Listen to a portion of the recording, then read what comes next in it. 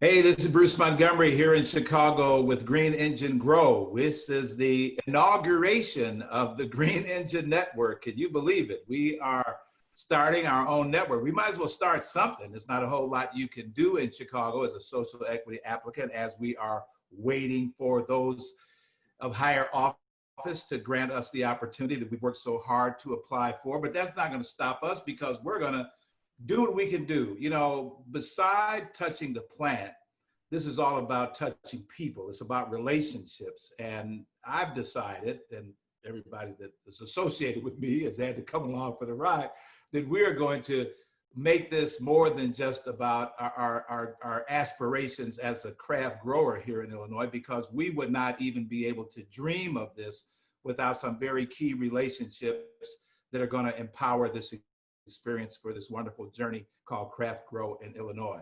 And the real anchor of that long connection, long distance connection, is the friends of mine that I have on the line with me today. And we're going to have a good conversation about what they're doing way out west, way out west in California land. They're up in that place called Humboldt County. Yeah, you heard about Humboldt.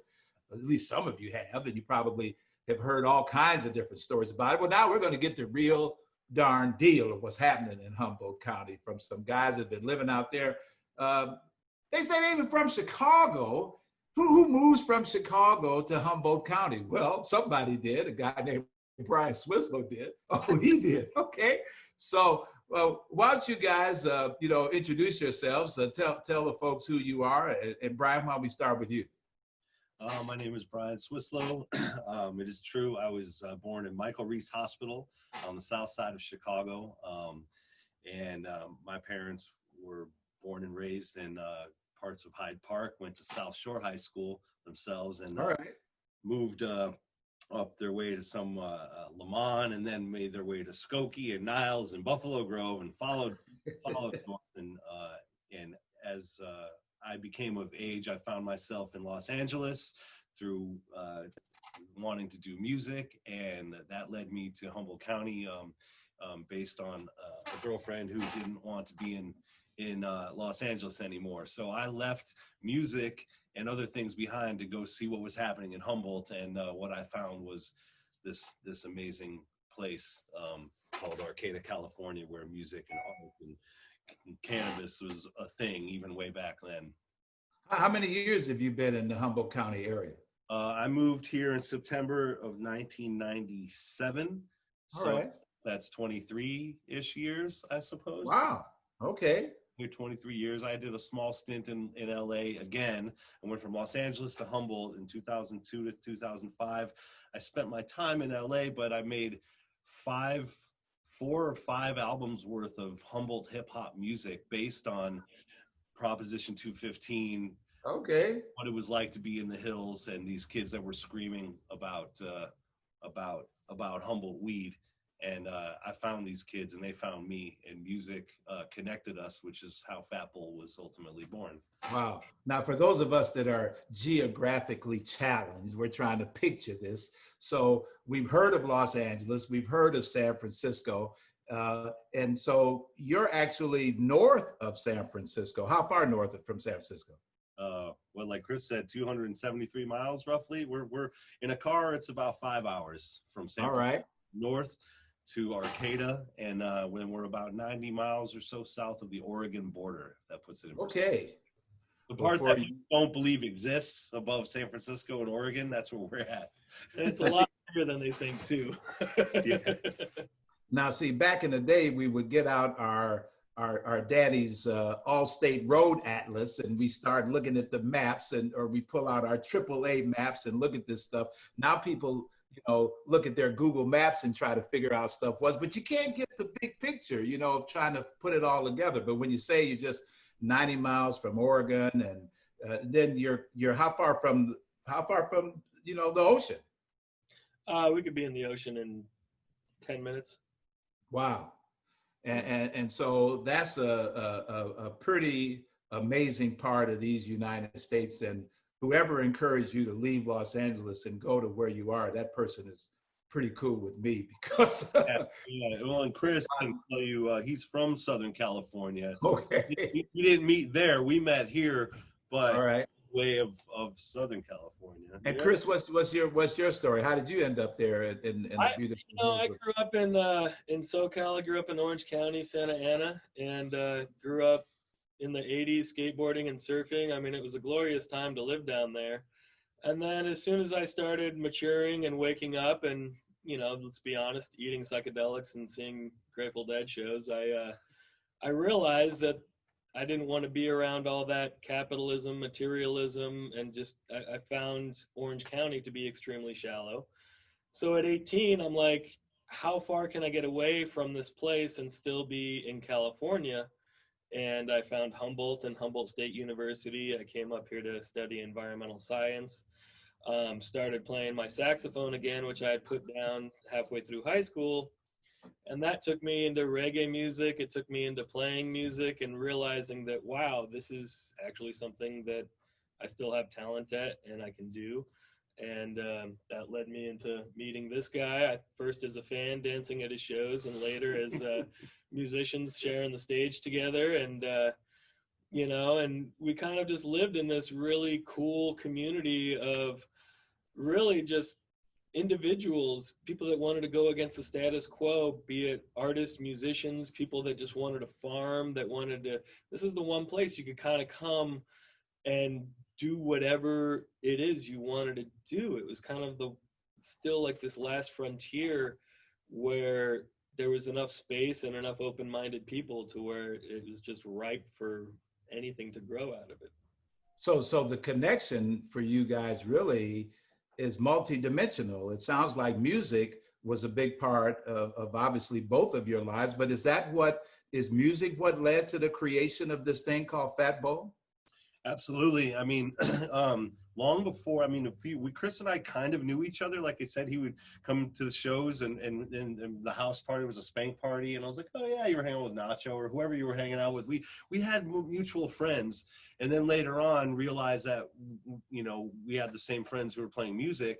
And it wasn't until I moved back up to where Chris and I connected. But my roommate years before that in 2001, 2 area, Mike Packard, was the bass player of a band I was in. It turned out we had the same birthday, which we didn't know. And we were messing around, and I told him that my dad was a silk screener, and he always wanted to have his own brand, but nothing ever happened with it. And he would just make shirts for people. And he and I came up with this thing, and he drew it. I can't really draw. He drew this Fat Bowl logo, and we're like, what do we call it? We're like, well, we're smoking a fat bowl, but we didn't want to put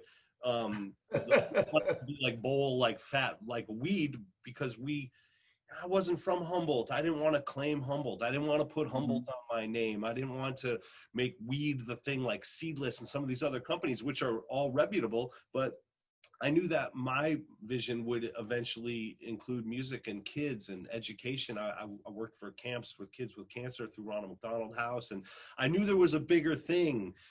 Okay, all right. So the umlauts showed up and we made it not look like weed. And then we also love underground hip hop. So when Chris and I met, the whole thing came together. And how many years ago was that? Everyone's wearing this Fatbol thing, right? It might have been in my apartment with Eli and Garth. It was right in front of the bars. Yeah, and you're like, what's this Fatbol thing? And I was like, man, it's this thing that I don't know. It was just an idea of like, yo, what hustler's going to be in Texas with a grip of money or a bunch of weight wearing a thing that says Humboldt on it? Probably none, but you might wear that logo, and that represents on street underground hip hop.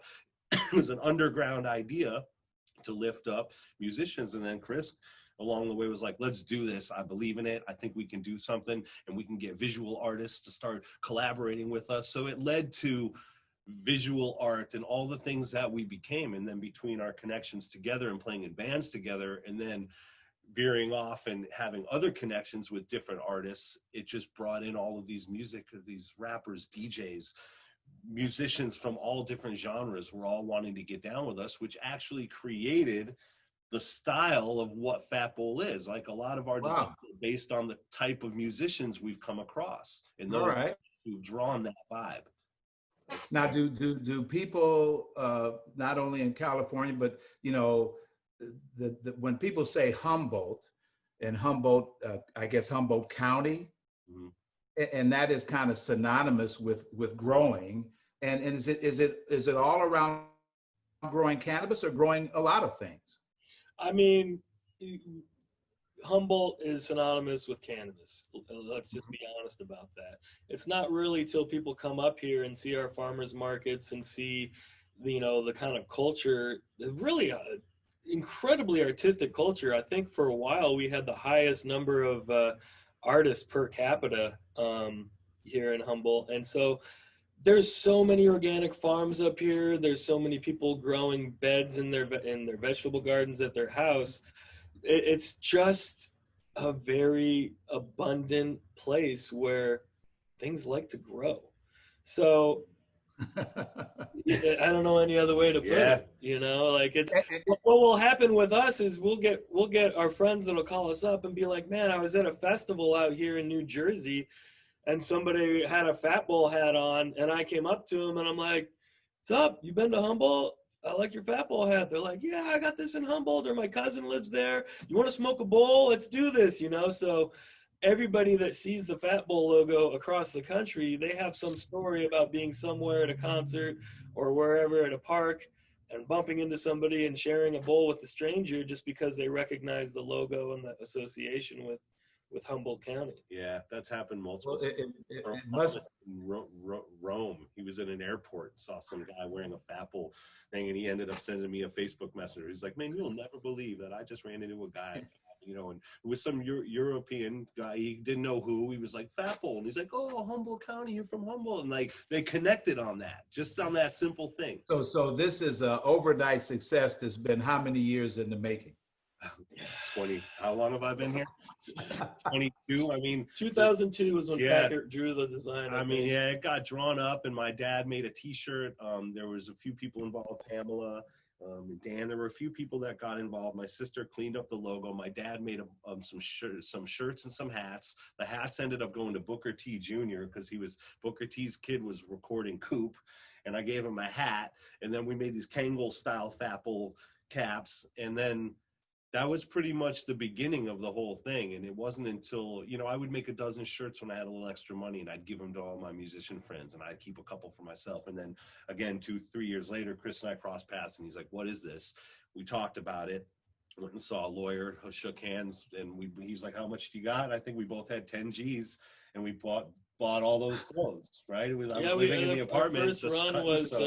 Our first run was all custom cut and sew. It was great. It was awesome. Yeah, it's by 2005. So can we look around where right now we're talking to you and you're in the back of the store and there's some art behind you. Could we pan around the store a little bit and see? Yeah. It looks like. All right, here we go. We can take a look around the entire store right now. So this place looks pretty big. It looks like it's about 1,500, 2,000. Man, that's a lot of. You got a lot of product in there. Yeah, those T-shirts hanging up. That's our boy Matt O'Brien. He does the Skullface series. All right. He's the one who drew the one with the Sox hat and the green engine. Now you guys have a website and people can come.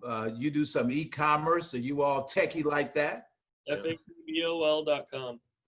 Okay. All right.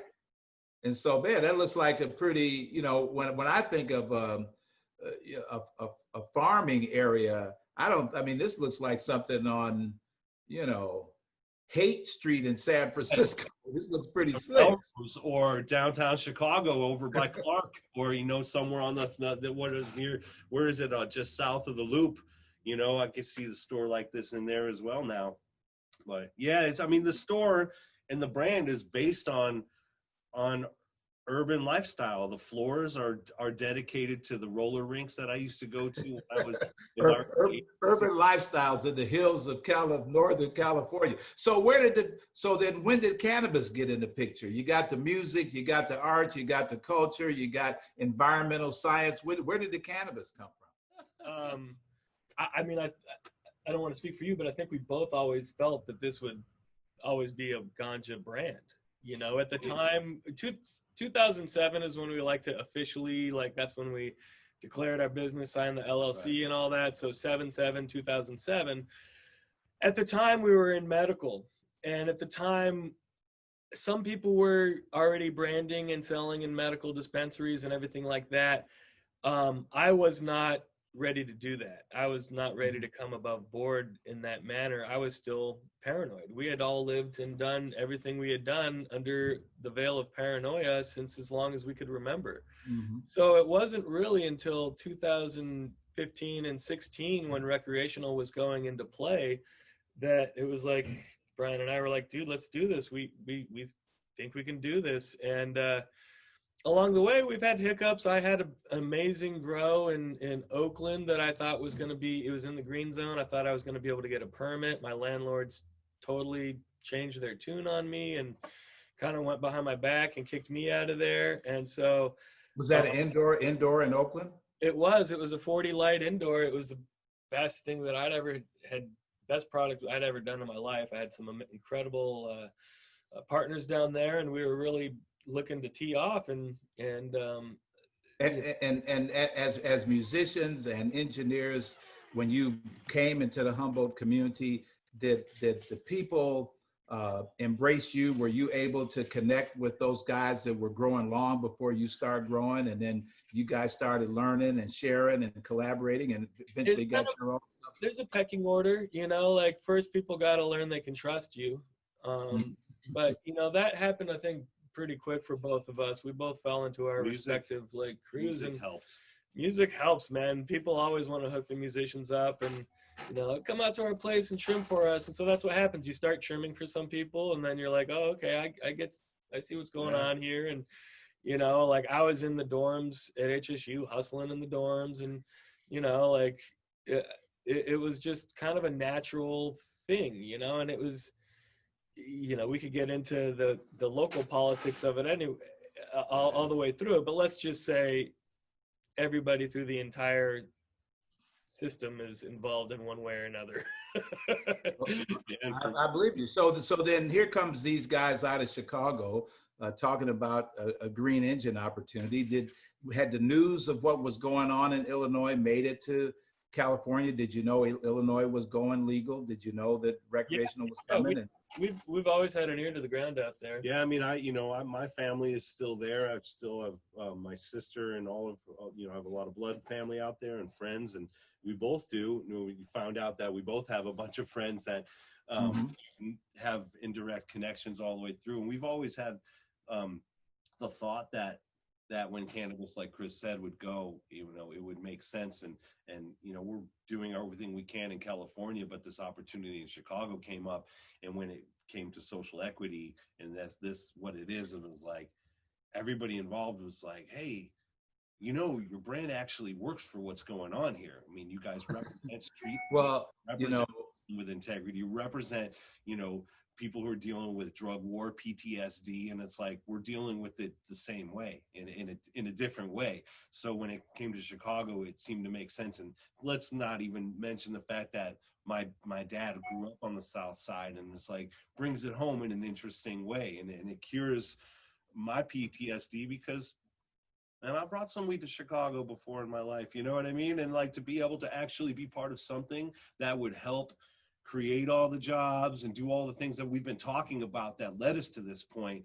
There's just too much good to not be paying attention to what's happening in Illinois. Yeah, that's what you're doing. Well, it's really pretty amazing. I myself could not have imagined a better opportunity than the organic nature of what you guys are about and what we're trying to be about here. Green Engine, located on the southeast side of Chicago, hopefully. Now, again, we're in the application process, so we're still believing that this social equity language is actually going to produce the result that we're all looking for. But the fact that we can build on the competency, the cultural connection, the knowledge, and then it's so many dynamics to it. I just met who's the artist that did the piece behind you? Oh, this is Demise. Okay. He's a local artist here. Yeah. Well, we met, the other artist that I got introduced to, this guy, Charlie Tuna. Oh, right. That artist. I did not previously know Charlie, but when I was looking up about him, I became enamored with his visual artistry. That's the way that I really connected with him before I even knew of him as Jurassic 5 and all the stuff that he's done on the music side. That's his So right there. You can see the spray can on the bottom of the screen there. yes.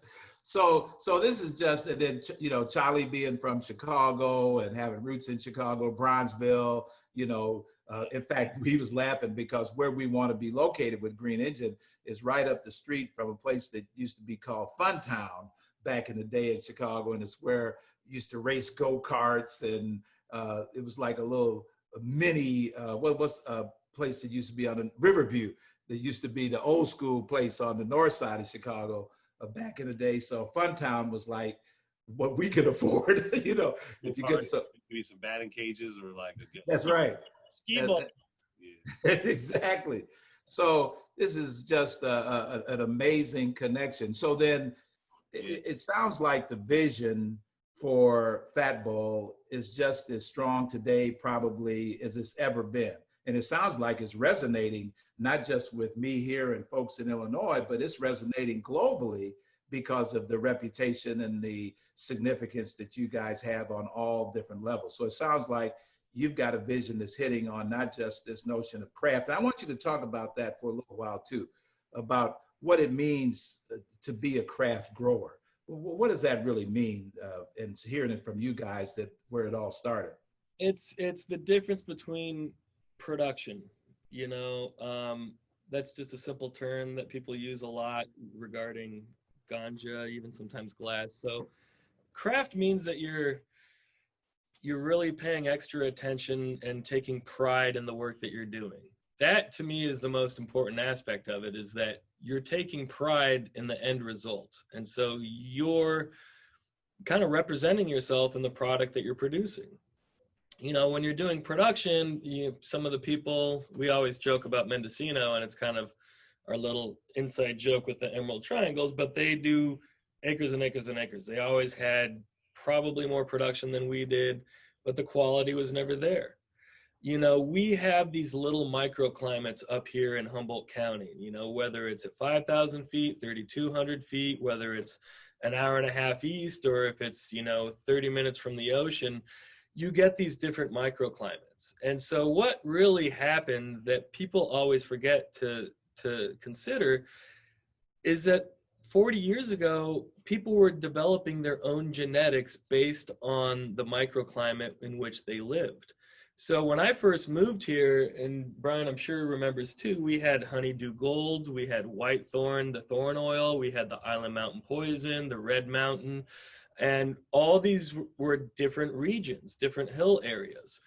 And their strains would specifically grow the best in that microclimate.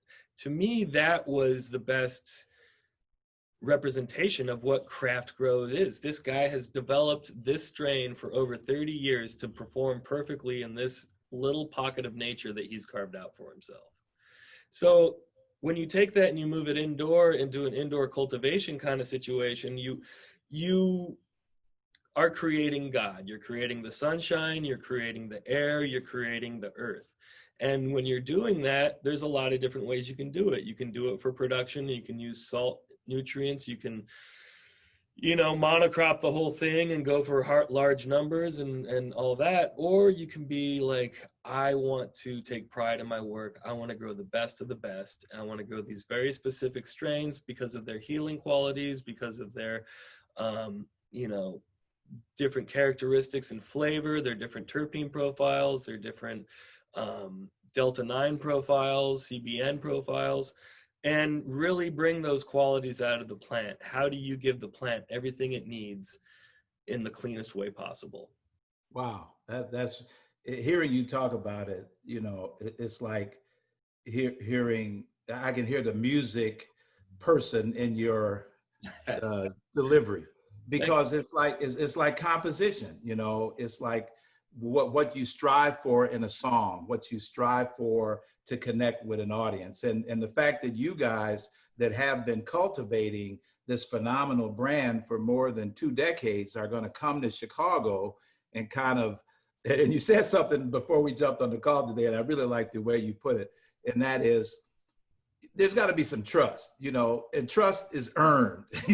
There's got to be some, you got to see something from the people involved to know, as I share this craft with you and you come into this industry, I come from the jazz side of the music world. And there's a term, I'm sure it's beyond jazz, but they used to call it woodshedding.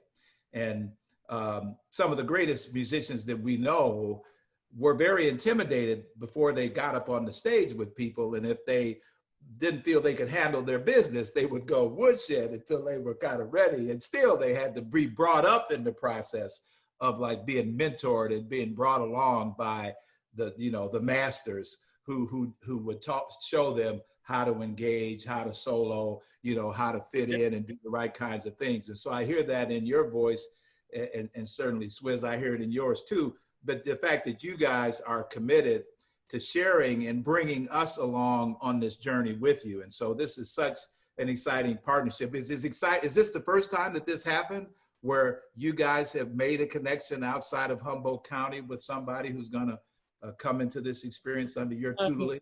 It's the first time. It's more than talk. This is really amazing. Yes, Brian and I are so thrilled and feel so blessed.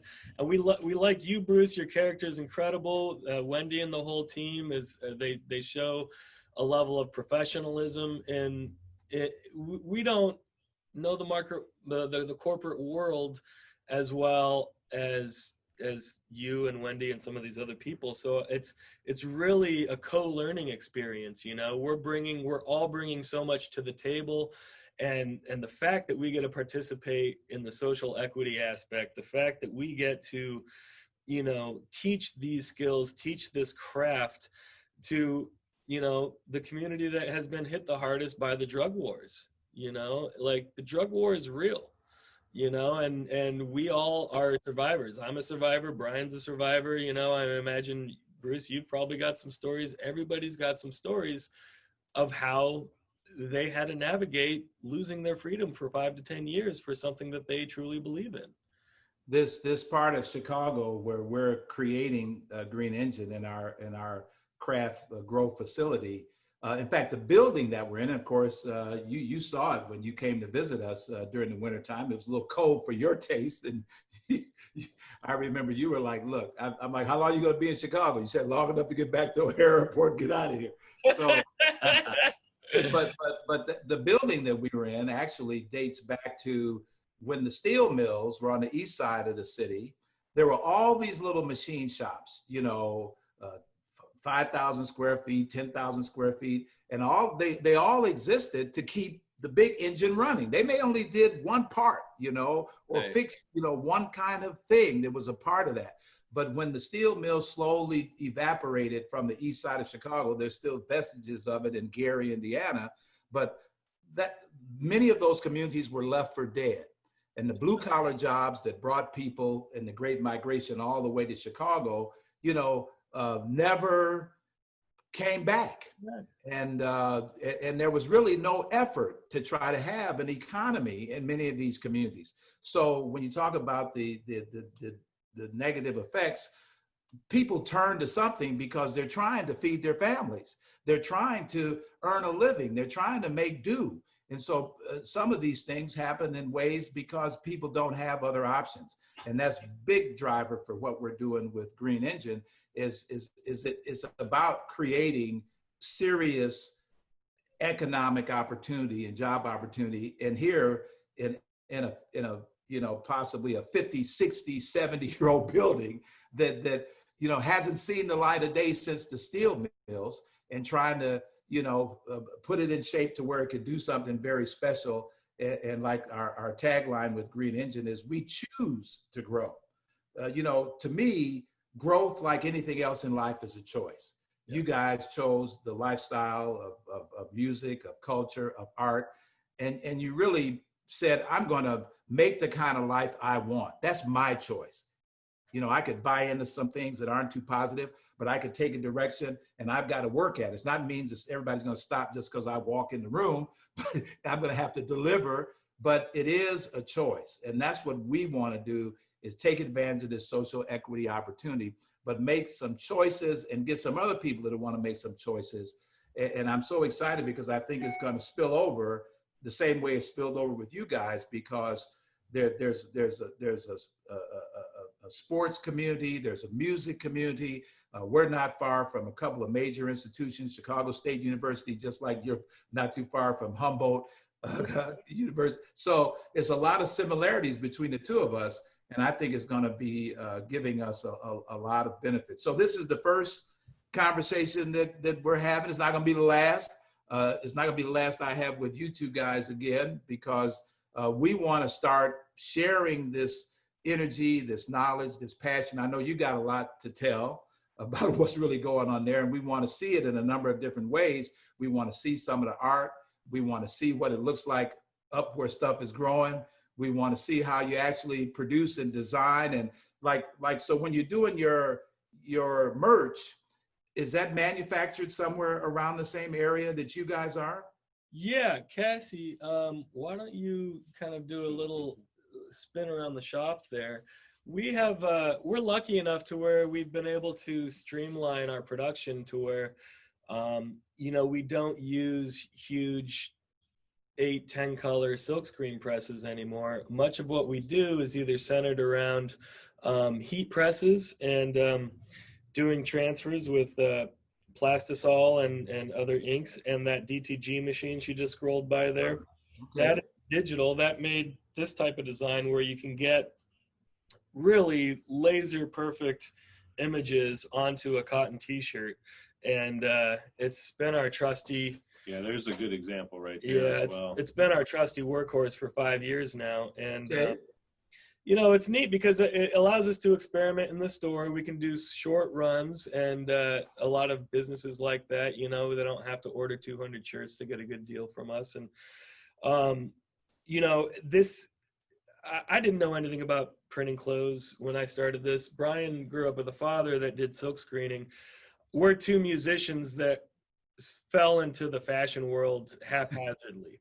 And what we've come to learn over the time that, this is a craft. We're talking about craft cannabis. This is craft printing, we've made a lot of mistakes and fell on our head along the way. And through those mistakes, figured out how to do things better and how to do things more efficient. And I have to say, for the first time in 10 years, I feel like we've finally reached a level to where everything is very streamlined, very well oiled, and this connection that we're building with Green Engine, and just some of the feedback we've been getting. I think a lot more people are online due to the self-quarantine, so we're getting a lot more online orders, and people are really feeling the vibe, and I think we're more confident now than we have ever been in the history of our career and friendship. We've successfully, at the level we're at, have lifted up the value of artists, music and visual. So that was the dream, is how can we lift ourselves up in a small town? We're from big cities. How can the small town get out there? And it was how can we lift up the value of the art? So the music, the art, the culture, the community, and now the cannabis, we're having an opportunity to show off these craft skills in all of these levels, which is making the connection. So the weed thing is one aspect. It's the music and the art and the culture. That's what brings community together. And now we're adding this other inspired cannabis, which our company is inspired by, but was never the forefront. And now we can actually bring it to the forefront through branding and cohesive partnerships. Yeah, our mission statement was bringing art, music, and culture beyond the redwood curtain. So I think in that we've so far succeeded. That's the dream. Least. So it's happened. It's actually happening. So when he talks about how it feels to be working with Green Engine, I mean, it's a dream come true. Wendy and her husband Mike came up to visit me 8-10 years ago, and I sat in an RV with Mike and said, "You have no idea. You have to get involved in this. Trust me, it's a game changer." And here we are. And who am I in business with? Wendy and Mike and you. So there can't be a coincidence. They paid attention that day that they drove through the redwoods, and I'm grateful for that, and we're grateful for that. I can't wait to get out there. I spent a lot of time coming in San Francisco going south. Now I'm going to have to come in San Francisco and go north and get up there and see you guys. Well, it's been a pleasure talking with you. Clearly, we could talk like this for forever. I'm sure if we were together and we had a fat bowl, we'd be straight. All right, but again, I want to thank you guys. I can't say how much there is a real connection between the more I learn, the more there's to like and to enjoy.